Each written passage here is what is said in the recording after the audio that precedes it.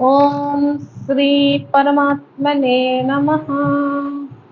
बाह्यस्पर्शेष्वशक्तात्मा विन्दत्यात्मनि यत् सुखम् स ब्रह्मा योगयुक्तात्मा सुखम अक्षयमाप्नुते।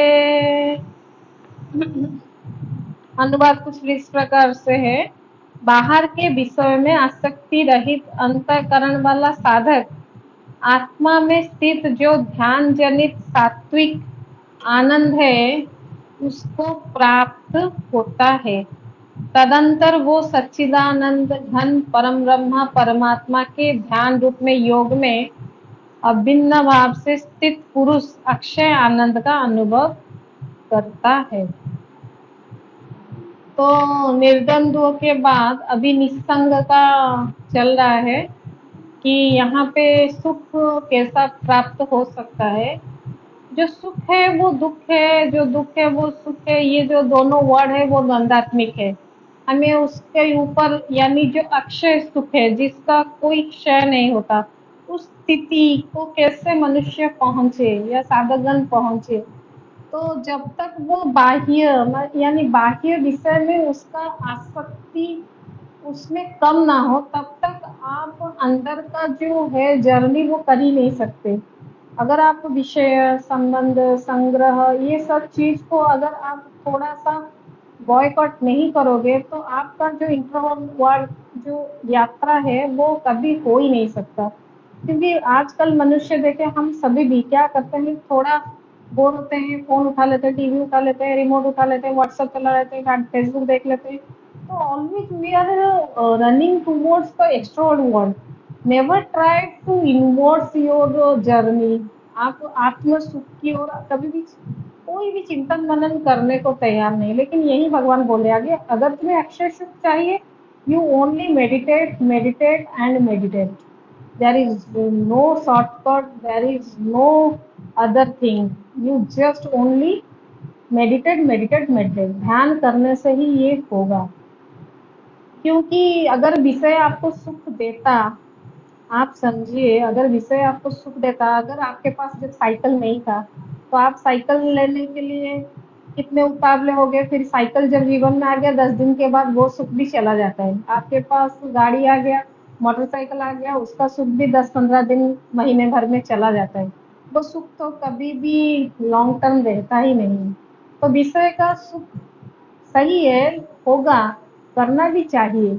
लेकिन यहाँ पे जो भगवान बोल रहे हैं जो स्लेवरी नेचर है, जो तुम उसके बिना नहीं जी सकते, उसका जो दासत्वपन है उसको तुम ये मत करो, हावी होने मत दो अपने जीवन में। है तो है, नहीं तो नहीं है, लेकिन वो ही चाहिए। और उसके आने के बाद वो वस्तु जीवन में प्राप्त होने के बाद, वो संबंध, वो लोग आने के बाद, वो आपको टाइम देने के बाद आप उस सुख का अनुभूति करेंगे। ये एक स्लेवरी यानी दासत्वता है। आप कभी भी इसमें मत उलझे। आप अगर वो सुख दे रहा है ठीक है, अगर वो लेट में आ रहा है, अगर उसमें वो वस्तु नहीं मिला, जो भी चीज हो, अगर वो ना मिलने पे भी आपका जो स्थिति है वो खराब नहीं हो रहा है, वो ही यहाँ पे भगवान बोलना चाहते हैं। विषय से आपको आसक्त रहना है, सख्त कभी भी नहीं रहना है। यानी विषय बुरी चीज नहीं है, लेकिन उसके प्रति जो मनुष्य का दासत्व रहता है, हमेशा वही चाहिए वही चाहिए वही चाहिए, और हमेशा बाहर की ओर बाहर की ओर यात्रा कब तक करोगे, तुम थक ही जाओगे। ऐसे ही चला जाएगा समय। तो आप एक टाइम आएगा, यू हैव टू, आपको अंदर जाना है, आत्म सुख की ओर जाना है जो परमानेंट है, उसके बाद और कुछ नहीं। वो डायरेक्ट ही आपको वो जो विषय है उसको सीढ़ी बना के आपको अधिष्ठान तक पहुंचाएगा, यानी परमात्मा की ओर पहुंचाएगा। यानी जो विषय आपको अधिष्ठान को याद दिला दे, आपका परमात्मा का चित्त का याद दिला दे, वैसा विषय आप करो। अगर फूल देखते हुए आपको ये लगता है नहीं ये फूल गुलाब का मैं किसी को दे दूं, तो ये अवस्था एक प्रेमिक का है। अगर एक फूल देख के आपको लगता है कि मैं उसको जूड़ा में डाल दूं, तो ये भी क्या है, यानी आप अपने ये में खो, देही में हो। लेकिन जब आपका एक फूल देख के यार नहीं ये तो मेरे गुरु को बहुत पसंद है, ये मेरे जगन्नाथ जी को बहुत पसंद है, ये मेरे इष्ट को पसंद है।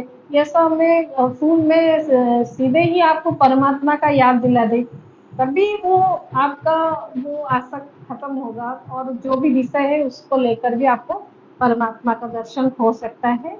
लेकिन इससे नहीं तो अक्षय सुख पाने का आनंद अनुभव करने का यही एक ही ये है कि मार्ग है कि आपको आसक्ति रहित उपासना करना है और आत्मज्ञान के अनुभव करना है। फिर आगे जाके उस विषय से कैसा छुटकारा पाने पड़ेगा, कैसा आप पा सकते हो, अब आगे जाके पढ़ेंगे अगले श्लोका में। तब तक पाठ पढ़िए, थोड़ा प्रैक्टिस कीजिए जीवन में। और अभी नवरात्रि भी आ रहा है, इसके लिए तैयारी हो जाए, क्योंकि 1000 गुण फल देता है इस उस टाइम पे अगर आप साधना करो, मंत्र चैंटिंग करो, तो वो भी क्या रहेगा हम वीडियो में करेंगे। तब तक